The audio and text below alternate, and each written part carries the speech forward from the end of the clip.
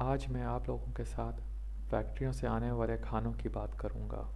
جب بھی میں لفظ کھانا کا ذکر کروں تو اس کا مطلب ہر وہ چیز ہے جو ہم کھاتے ہیں یا پیتے ہیں یا کھانے پینے والی اشیاء کو تیار کرنے میں یا ان پر استعمال کرتے ہیں۔ جب آپ فیکٹری میں تیار ہونے والے کسی قسم کے کھانے یا پینے کی چیز لیتے ہیں تو اس کے پیکنگ پر سرونگ سائز کا ذکر ہوتا ہے۔ سرونگ سائز کا مطلب ہے اگر کوئی یہ چیز کھائے یا پیے تو ایک دن میں اصولی طور پر ایک شخص کے لیے کتنی مقدار ہونی چاہیے۔ بنیادی طور پر ہمیں فیکٹریوں سے آنے والی ہر چیز سے مکمل پرہیز کرنی چاہیے، کیونکہ فیکٹریوں سے آنے والی کھانے پینے والی اشیاء کا صحت اور دماغ دونوں پر بہت ہی برا اثر پڑتا ہے۔ ان اثرات کو نظر آنے میں 5، 10، 15 یا اس سے زیادہ سال لگ سکتے ہیں، اور کوئی بھی شخص جب تک فیکٹریوں سے آنے والی چیزیں کھاتا یا پیتا رہے گا ان سے ہونے والے برے اثرات کا کبھی اجتناب نہیں کر سکے گا۔ اب میرا ان لوگوں سے سوال ہے جو فیکٹریوں سے آنے والی اشیاء استعمال کرتے ہیں، کیا آپ لوگ سرونگ کی مقدار جو کسی چیز کے پیکٹ یا ڈبے پہ لکھی ہوتی ہے اتنی ہی مقدار کا استعمال کرتے ہیں؟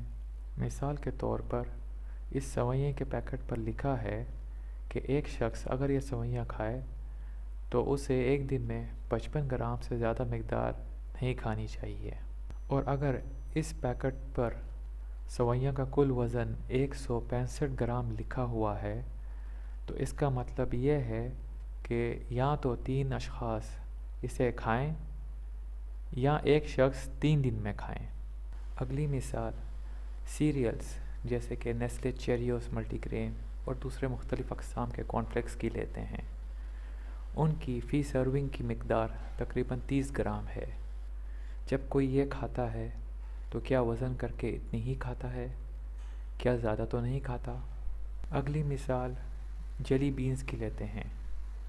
ان کی فی سرونگ کی مقدار تقریباً 25 گرام ہے، یعنی صرف 10 عدد۔ جب کوئی یہ کھاتا ہے تو کیا اتنی عدد ہی کھاتا ہے؟ کیا زیادہ تو نہیں کھاتا؟ اگلی مثال چپس جیسے کہ پرنگلز، لیس وغیرہ کی لیتے ہیں۔ ان کی فی سرونگ کی مقدار تقریباً 30 گرام ہے، یعنی تقریباً 13 سے 15 عدد چپس۔ جب کوئی یہ کھاتا ہے تو کیا گن کے اتنی ہی کھاتا ہے؟ کیا زیادہ تو نہیں کھاتا؟ اگلی مثال کرافٹ کی مایونیز کی لیتے ہیں۔ ان کی فی سرونگ کی مقدار تقریباً 15 گرام ہے، یعنی صرف ایک پیمائش والا کھانے والا چمچ، عام کھانے والا چمچ نہیں۔ جب کوئی یہ کھاتا ہے تو کیا اتنی ہی کھاتا ہے؟ کیا زیادہ تو نہیں کھاتا؟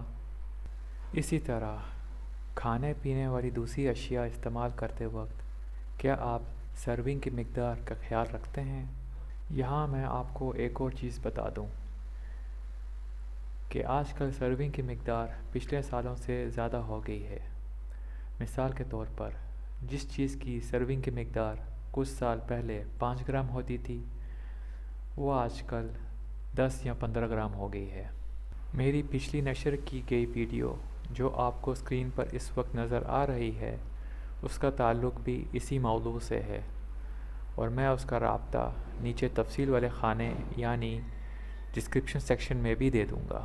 مجھے فیکٹریوں سے آنے والی ہر چیز کو چھوڑے ہوئے تقریباً 4 سال ہونے والے ہیں، اور جن لوگوں کو اپنی صحت کی پرواہ ہے وہ بھی ان چیزوں سے مکمل پرہیز کر سکتے ہیں اگر کرنا چاہیں۔ ذرا سوچیں، کیا آپ فیکٹری سے آنے والی اشیاء سرونگ کی مقدار کے مطابق کھا سکتے ہیں؟ کیا آپ 12 عدد چپس کھا کے باقی پیکٹ کو اگلی دفعہ کھانے کے لیے چھوڑ سکتے ہیں؟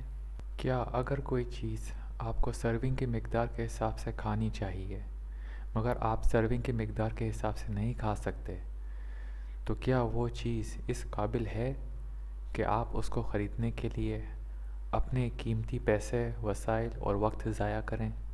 کیا آپ اپنی مرضی سے اپنے آپ کو عارضی خوشی، دماغ کو اجر یعنی ریوارڈ کا احساس دینے کے لیے اپنا قیمتی وقت، پیسے اور وسائل ضائع کر کے ایک قسم کا نشہ تو نہیں کر رہے؟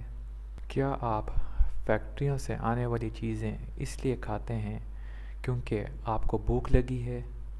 اس صورت میں اس بات کا دھیان رکھیں کہ بھوک لگنے کا مطلب یہ نہیں کہ پیٹ اپنے آپ کو بھرنے کے لیے کچھ مانگ رہا ہے، بلکہ اس کا مطلب ہے کہ جسم غذائیت طلب کر رہا ہے، اور فیکٹریوں سے آنے والی چیزوں میں غذائیت بالکل نہیں ہوتی، بلکہ وقتی طور پر صرف پیٹ کو بھریں گی اور ساتھ میں صحت اور دماغ پر منفی اثرات کا سبب بنیں گی۔ کیا فیکٹری سے آنے والی چیزیں اتنی ضروری ہیں کہ اگر آپ اس سے ہمیشہ کے لیے بالکل اجتناب کریں گے تو آپ کے صحت، دماغ اور مالی حالات پر کوئی منفی اثرات پڑیں گے؟